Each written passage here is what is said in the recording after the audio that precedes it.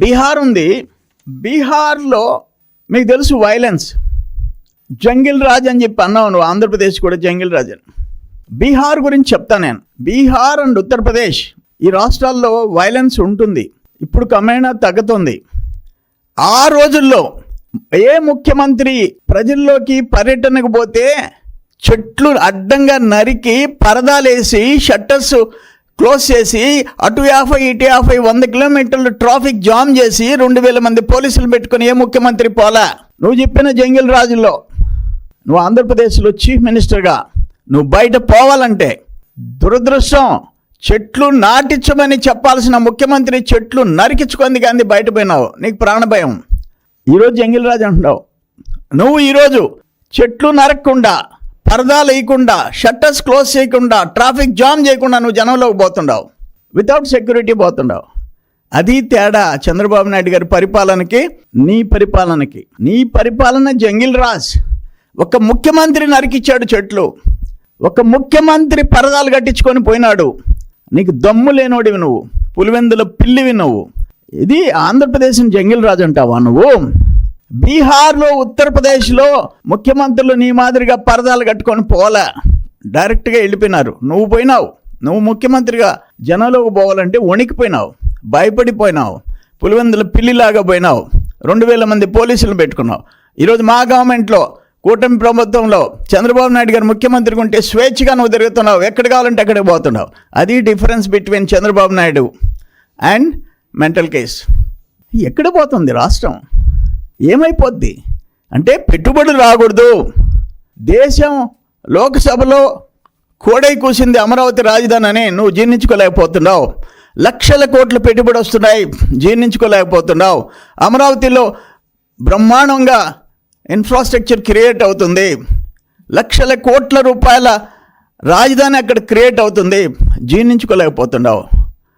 నువ్వు రేపు ఎలక్షన్కి అమరావతికి మావిగన్కి పోటీ అని చెప్పేసి పోతావా? మొన్న పోయినా 3 రోజులనే 11 సీట్లు వచ్చినాయి. ఇప్పుడు మావిగన్ అని చెప్పి పో, 1-2 సీట్లు వస్తాయి. అసలు రాజకీయాల్లో ఉండే అర్హత నీకుందా జగన్మోహన్ రెడ్డి అని చెప్పేసి అడుగుతుందా? నీకు ఎవరో చెప్పు. ప్రజల ఆస్తులు నాశనం అయిపోవాలా, రాష్ట్ర భవిష్యత్తు నాశనం అయిపోవాలా, తల్లి దూరం అయిపోవాలా, చెల్లి దూరం అయిపోవాలా, చిన్నాన్న గుడ్డలతో నరికించుకోవాలా. అన్ఫార్చునేట్ అంటున్నా నేను. నీ వల్ల ఏం తెల్లారేది లేదు. రేపు ఎలక్షన్స్లో నీ ముఖం మీ వైసీపీ నాయకులు చూడరు. వైసీపీ నాయకులు ఎందుకంటే నీ నీ నీ నీ పోకడ వాళ్ళు ఏ రోజుకి ఆ రోజు గమనించుకుంటాం పరిస్థితి ఈరోజు వచ్చింది. నీ కల్చర్, నీ ఫ్యాక్షన్ కల్చర్, నీ గన్ కల్చర్ మళ్ళీ ఇంకా నువ్వు కంటిన్యూ చేస్తున్నావు. సిగ్గుతో తలదించుకొని ఈ దేశంలో ఉండే ఎంపీలకి, లోకసభకి, అన్ని పార్టీలకి క్షమాపణ చెప్పు. వన్స్ ఒక చిన్న రాష్ట్రంలో రాజధాని గురించి మొత్తం దేశమంతా ఒకటైతే నువ్వు దాన్ని వ్యతిరేకించిన దానికి క్షమాపణలు చెప్పుకో, సిగ్గుతో తలదించుకో.